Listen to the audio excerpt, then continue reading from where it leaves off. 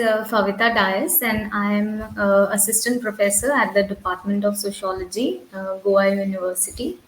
And I come from Gauda community, that is one of the tribal communities in Goa.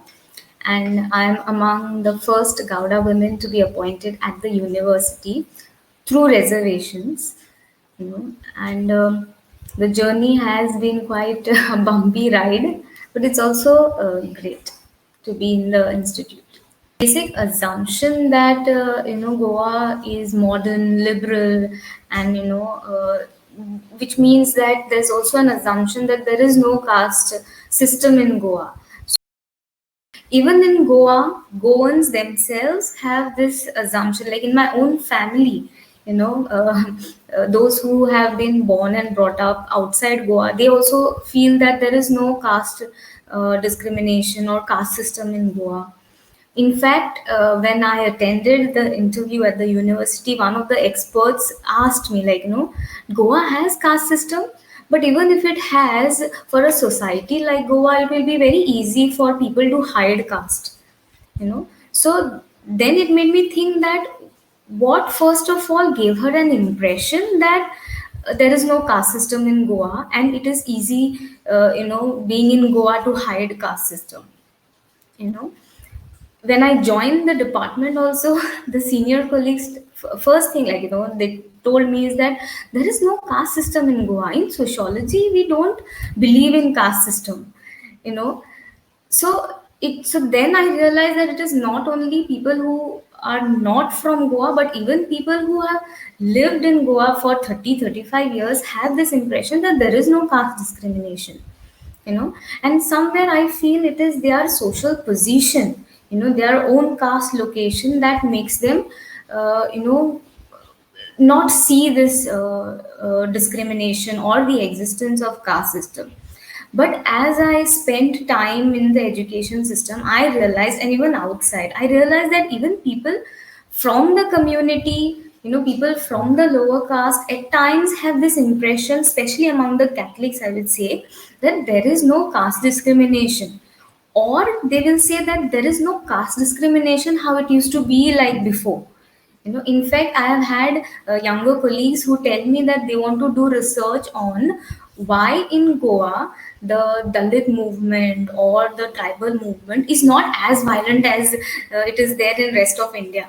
So then I try to understand what they are talking about, what is their definition of violence. Like, you go to the Dalit communities and you see the state that they live in, you see around you what is happening, so how violent you want to be, the discrimination to get it acknowledged. Somewhere these things have been normalized. This is the way of life, and it has been internalized by the community people also. So which is why the moment I say something to my, say family or my friends, or I file some complaint, they'll be like, no, you're just making an issue out of it, these are my normal ways of behaving. So much of normalization, internalization, which has led to this. Now, what my experience and my observation has been is that for a Christian, for a Catholic in Goa, it's much easier to, hide one's caste identity or tribal identity as compared to the Hindus. Now, with changing surnames and locality, it has become a slightly difficult, but I feel it's much more easier for a Catholic. Like my surname Dias, when I went to to apply for a caste certificate, the Talati asked me like, Dias. I don't think so. Dias belongs to tribal community. So you have to prove your tribalness, your Dalitness, or your whatever caste. You have to look like particular. You have that particular features. You have, you talk in a particular way. Like my dressing sense, or my language is completely different than my other colleague who comes from the same community, Gauda community, who is also a Catholic. Her dressing sense, her language is completely different. So people would identify her first and then they'll raise question about my identity. So we also have these notions about how a tribal looks like or how a Dalit looks like. movement that had taken place, in South Goa, where two tribal youth lost their lives. They were burnt alive. You go to the north, you find Dalit movements, and movements in the sense they might not like. The problem is, Goa has never featured in at the national level debates, or academic level debates, nationally or internationally, wherein these issues would be discussed. So even sometimes the newspapers also prefer not carrying these kinds of stories. So we have activists who have been beaten up. Of late now there have been things that are coming up in the news, but mainly related to environment, land related. They have been jailed, they have been beaten up in the jails. Two tribal youth were burnt alive. We have Dalits who are not allowed to build a toilet just because they are not performing the age old tradition of beating the drums in the temples.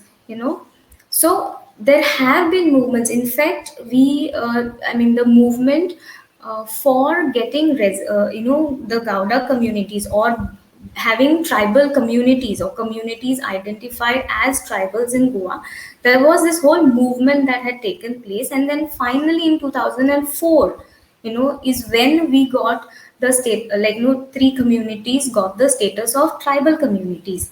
And one community, that is the Dangar community, is still fighting to, or is still in the movement of getting identified as a tribal community. So right now there are only three communities: Gaudas, Velips, and the Kunbis, who are identified as. So it's from 2004 that we have this identification, and that's when the reservations also come into picture.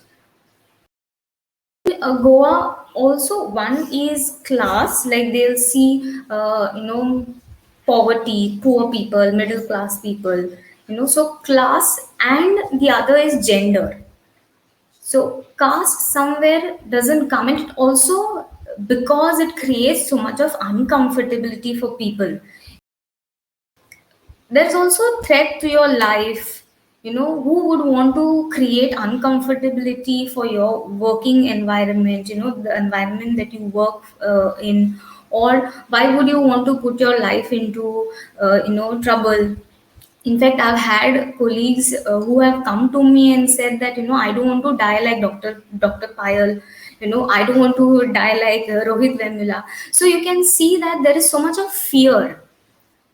And also, and rightly so. Why shouldn't we? In fact, now also I'm very scared, nervous, because I know, the repercussions that would be there once everybody sees me talking about these things, which people don't want to engage into. So either they will enter into a very servile relationship, you know or they will fight, or they will give up. So everybody chooses these three, like one of these three ways to deal with the situation. So even if you're aware there is so much of fear of losing your job, losing your life, or then you have to work with those people. So when I file complaints against my colleagues here, it becomes very uncomfortable for, I'm sure for both of us, and more for me, because you get cornered, and you there's so much so many things that is being spoken about you. So all these things, I think, then make people to choose, then they'll say, see, if you speak this one, this is what happens. In fact, I remember when in 2016 I joined one of the colleges, and that's the time when I actually got involved into reservations, and trying to working with different groups, and making sure that the government and the colleges and other government offices actually start implementing reservations. So and then the very next year I was thrown out of the college, and then all the teachers would say that, now Pavita will not get job anywhere. So, and me being the only earning member in the family, so I had that pressure. So I can understand the pressures that others also would have, you know. So these are the reasons. So that is one, that they'll say that better you don't speak about it, okay, or you don't take reservations. Then there is this whole debate about reservations and merit that all starts. So why are you facing this difficulty? Because you have gone on reservation. So if you had to have merit, then they would have not done that. But I can give you number of cases in Goa wherein people have topped the entrance exams but they have not been given the job. And likewise you'll find examples even in other parts of India. Or there is another way of looking at these problems. So if I go and complain and I say, my say my senior colleague yelled at me, shouted at me, and it doesn't do that to the others.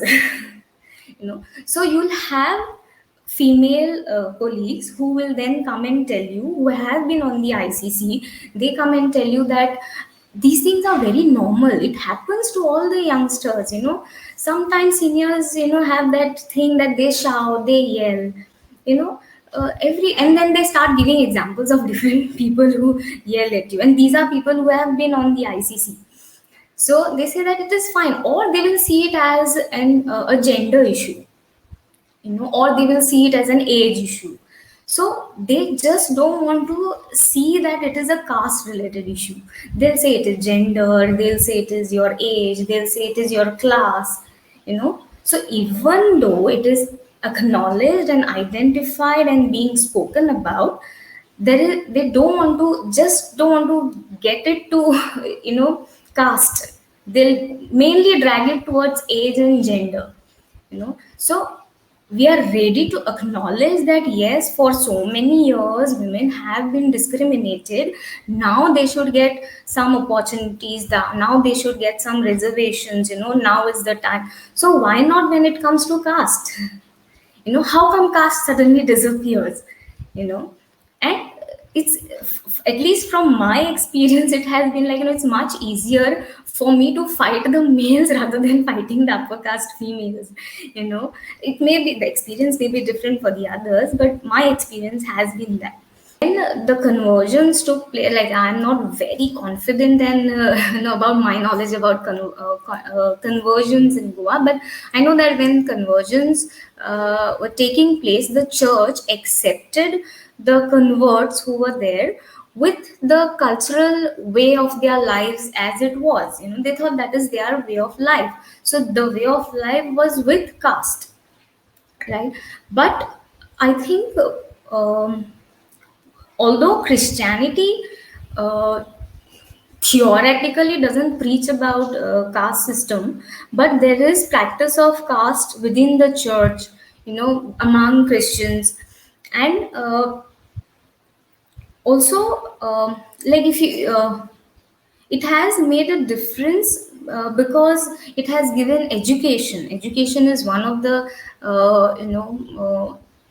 what you say, one of the things that I think most of the communities or lower caste have got. But in Goa, the first converts were the upper caste.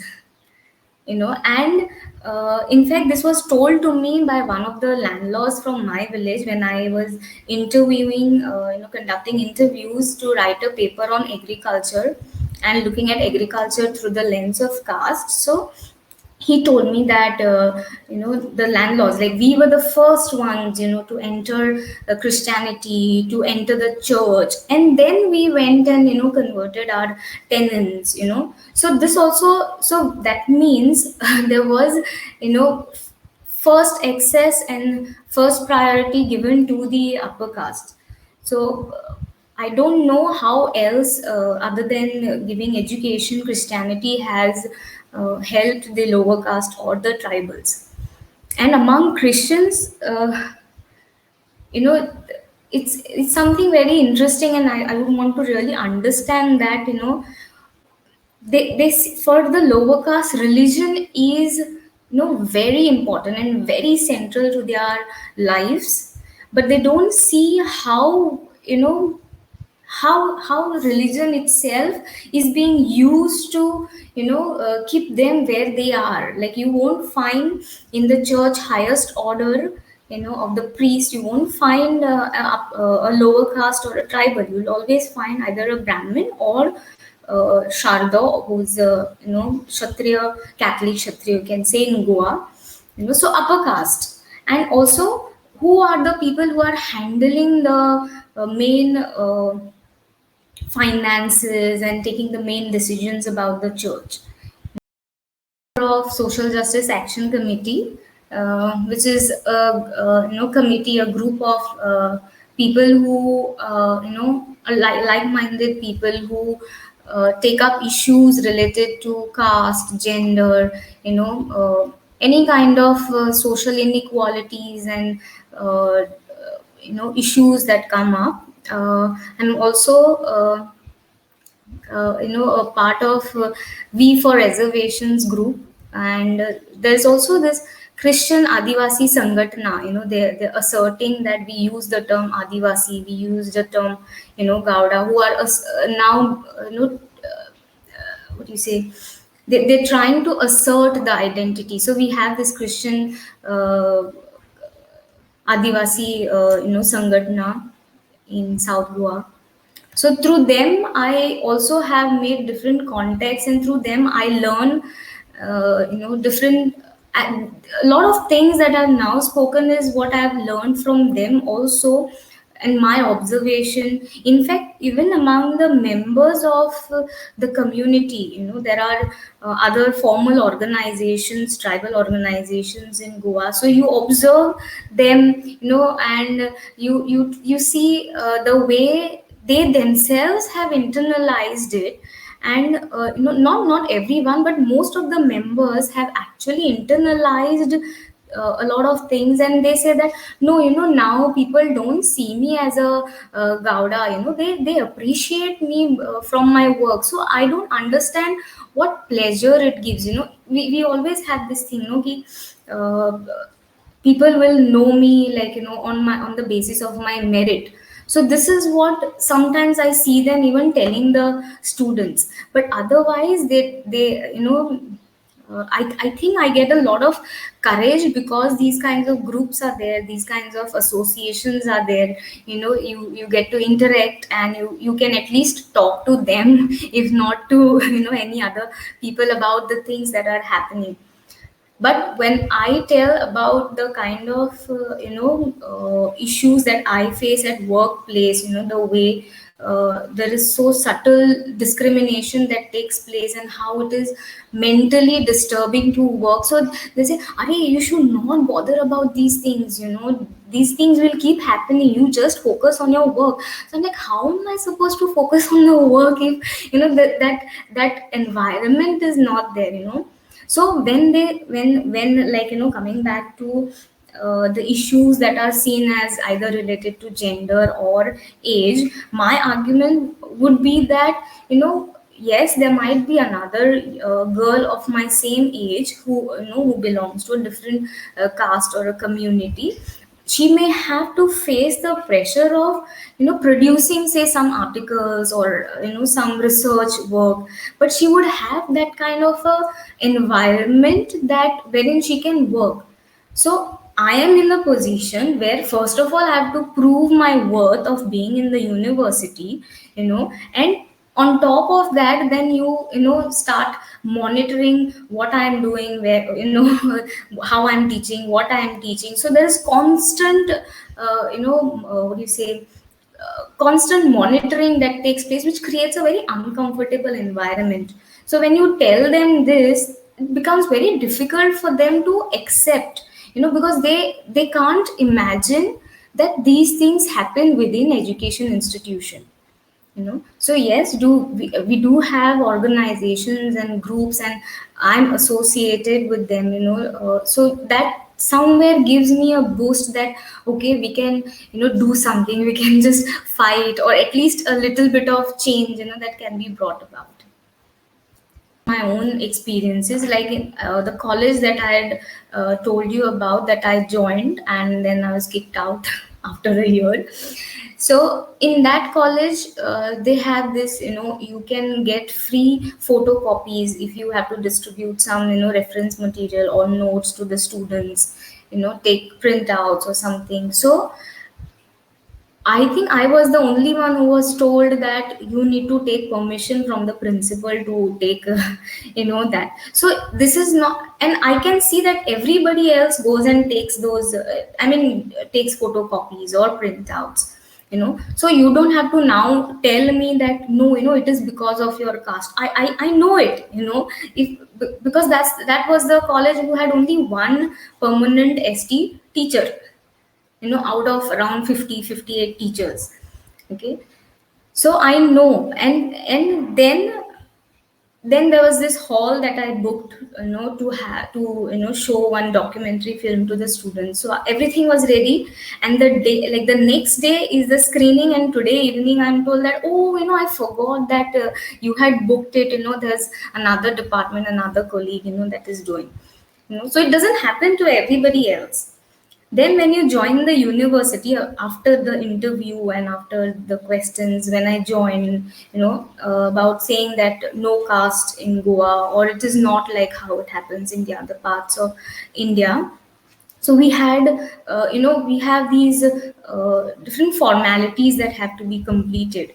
So we go to different departments and, do it. So then they'll be like, so they must have known, because I was involved in the reservation system, and we were the first batch to be appointed in Goa University after 30 years of its establishment. We were the first batch who were appointed under reservations. So they'll be like, ah, show me your face. Oh, you are Favita. So you see that, like, so they, and these are not the professors or teachers who do that. These are clerks and the peons who do, and then it became very, like, a lot. And then I said, like, this is not done. So I wrote to the registrar and the other authorities, and I said that this is how, we are being treated. And I said, I'm talking about me and my other colleague, I'm not talking for everybody. So then they had this orientation program or induction program, something for us. So there they told us about how good, how who's a good teacher, how to become a good teacher, about the different facilities. They told about the sexual harassment committee. They told about the ragging committee, and ragging as an offense and everything, and about how to do research and everything. But nobody told us about the SCST cell. Nobody told us about the liaison officer. Liaison officer was absent. So this is a way in which you're willfully ignoring our presence over there. You have bunch of 18, 20 newly appointed assistant professors who come from tribal communities and other lower caste communities. So for us, knowing about the SCST cell, knowing about the liaison officer, or asking us about, or the challenges, we're first generation learners, and we are the first batch who has come. So the challenges that we face, nobody is going to, it won't be same as how the others faced. So this was one. Then within the department also, constant taunts and constant interference. So which initially, for a year you try to say that, okay, it's okay, it's okay. And then suddenly somebody comes and shouts at you and saying that you don't follow the authority. And also what I've noticed is that if you fight back, then you tend to face more what do you say, more threat. So you have to act like a tribal. So if you don't act, then you have to face the repercussions. So I filed a complaint that I'm being harassed, and it is because of the caste. So they appoint one person committee, and this one person is a upper caste female who is now going to see whether there is caste discrimination or no. So in which then I narrated all the incidents, and then there were these like the opposite side had to present their own arguments. So in which these things were there, like, you're using your caste, you should have told me that you feel that way, or you have built a wall around you, you feel that that we are troubling you, in fact we are scared of you, you might do something, or you should have asked me, I didn't say it like that, and then in the end it was said that it is not caste discrimination. In fact, they used the other colleague also to, but to recollect how we have helped you, recollect how we have helped you, and that becomes a proof to show how we are not casteist, you know so it's just like, so it's like blaming the victim. You take the responsibility of the discrimination that you face, like telling a woman, see, I told you not to wear these kinds of dresses, so if you had not to wear this, then it would have not happened. So something like this, if you had to be good to us, then you wouldn't have faced this. You don't talk about these things, you don't file a complaint, and then then things got a little worse, because students were being used to file complaints against me, and then I was told everybody has complained against you. So I requested, please show me the complaint, and give me something in writing about the papers and everything. So I asked since I was not given, I filed an RTI. So some parts of the complaints were concealed and given to me. And of all the students, I realized that there were only two students who were also instigated, to complain. So, and then how am I supposed to work in this kind of an environment? Then what happens is these students come and tell you orally, this teacher told me, or this professor told me, you know so I don't have anything in writing, to file a complaint. They'll ask you on, and then students, of course, because of their grades and everything, they're scared. Now recently in November, one of the students had sent me, saying that, you are shit woman. I think I shared the chat with you, that it is only because of your caste you are there in that position, and we don't take shit on our, we Catholic Shardos, one of the upper caste, do not take shit on our doors. We don't take mahars like you on our doors. So then I filed a complaint before the SC/ST cell, wrote to the liaison officer and the other authorities. So till that, I have not got response from any of them. But then in December, I saw that they have constituted a grievance committee. As per the UGC rules, they had constituted this committee. So I wrote to them. So for around 2-3 months again, there was no response, and then in February, mid-Feb, they called me and they said we've received this complaint, and they were quite sensitive about it, which I liked, and I was very happy that they've constituted a committee. Uh, Over here is, I do not know what are the guidelines of framing this committee, but yes, from the colleagues that I know of, there were, the chairperson belonged to the SC, and there were other 2-3 members who belonged to ST and SC, and two who belonged to the upper caste.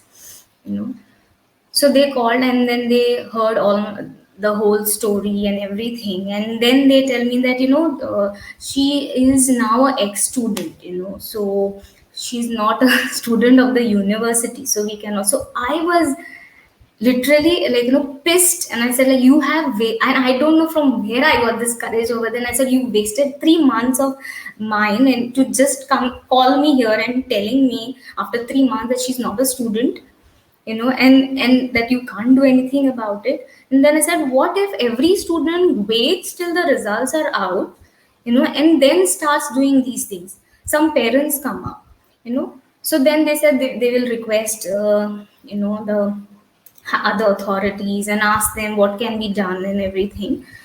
So I'm waiting from February to now.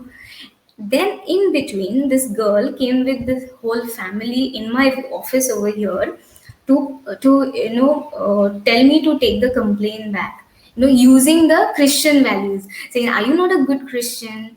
Are you not a follower of Jesus?"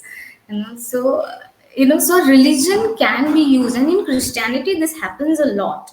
And that's what manipulates the minds of the lower caste and keeps them into that. And surprisingly, this girl also told me who were the people who came to her house to tell all these things, that I come from a community and I keep fighting, and so in her words, She told me the names of the teachers who went to her house to put these things against me in her mind, saying that I have used her. There was some sexual harassment case that was taking place, and she was involved in it, so that I have used her to take my revenge on one of the colleagues.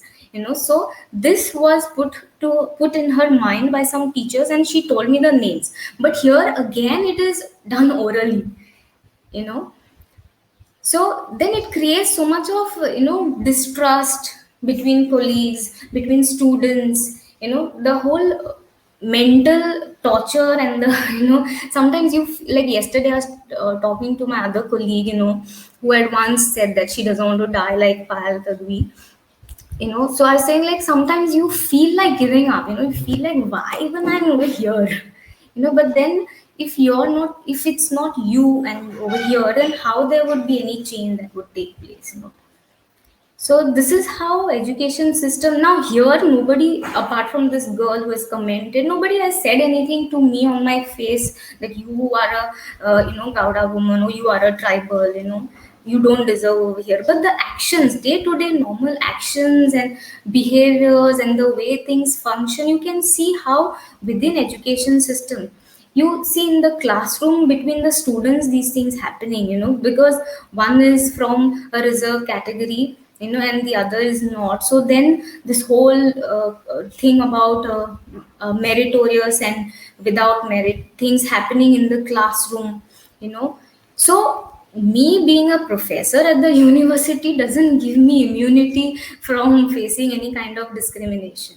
In fact, just few days back, just couple of days back, one of the persons on social media has abused the tribal minister in Goa, used very filthy language. So there's a case that is going on. Acknowledging and accepting that the space is unequal, the first thing I think. Otherwise they think that within education everybody is equal and everything is egalitarian, but it is not. So acknowledging and accepting the fact that there is inequality is the first thing that they'll have to do. And look within the classroom, create spaces wherein the issues that are faced by the tribals and the Dalits or other lower castes can be discussed, can be spoken. Like, the way they put up, different posters about sexual harassment committee, the way they put up posters about, ragging. They should also put up posters about having a SC/ST cell, grievance cell, liaison officer, whom they can go to. Not only students, but even teachers and even other non-teaching staff that is there. So this incident between the girl and the girl who abused me, I was wondering what must be happening to the non-teaching staff or among the students. If a student can dare say these things to a to a teacher, you know so which is why, first of all, acknowledge that there is inequality and there's something that needs to be done. Create spaces where these issues can be discussed and the problems are shared.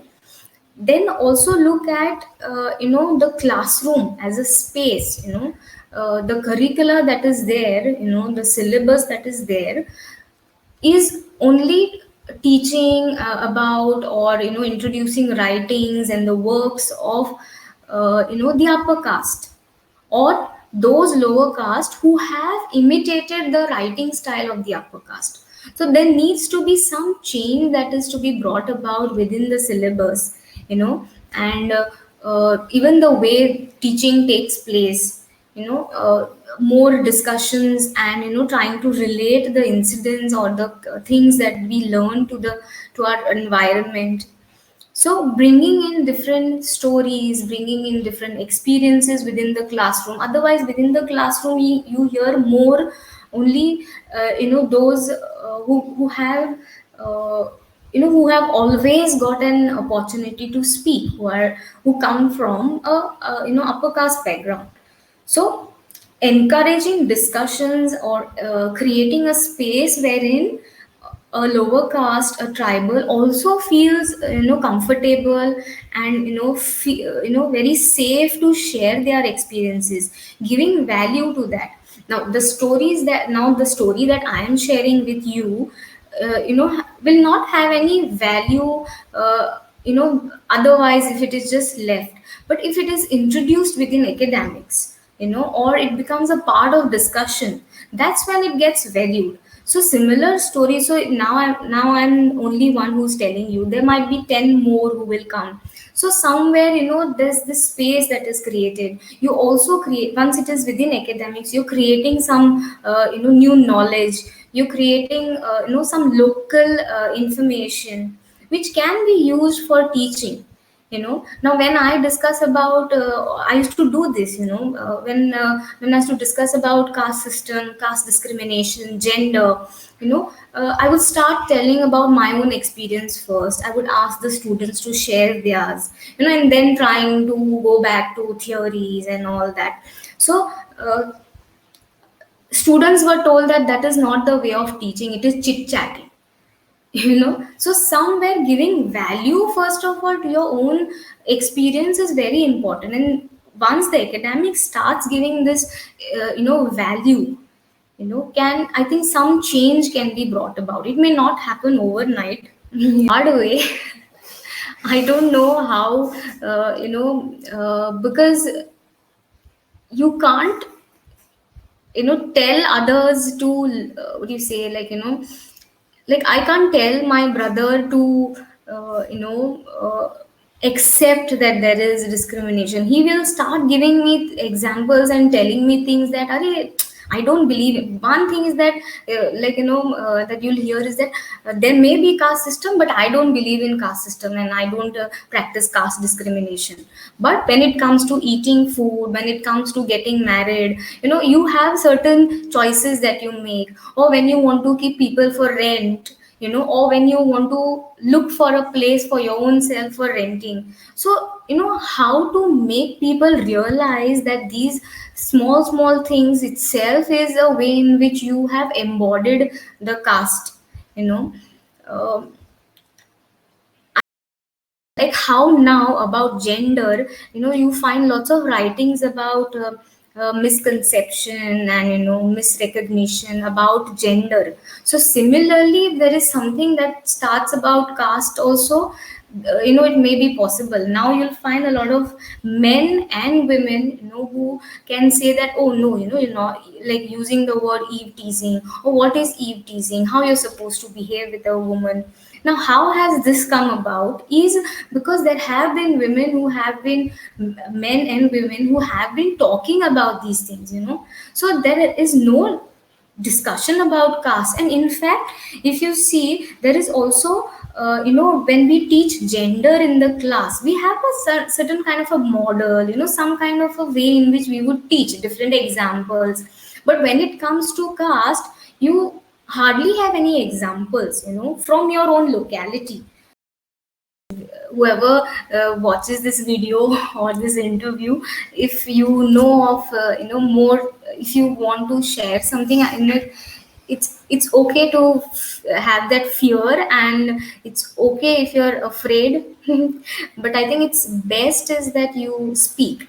And it is also okay if you're scared and you don't want to speak. So I also don't want, I don't like to tell people that you should talk, you should fight back, because I know what happens when you fight back. But if you're fighting back, then yes, I am there. To help you, but it's your battle and you have to fight. So if you really want a change to happen, then I think at least forget about the community. You try to bring about a change for your own self.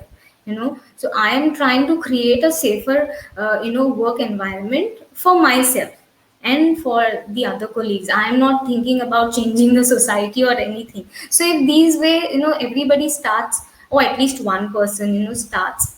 And if you don't want to fight, please don't discourage the others for fighting.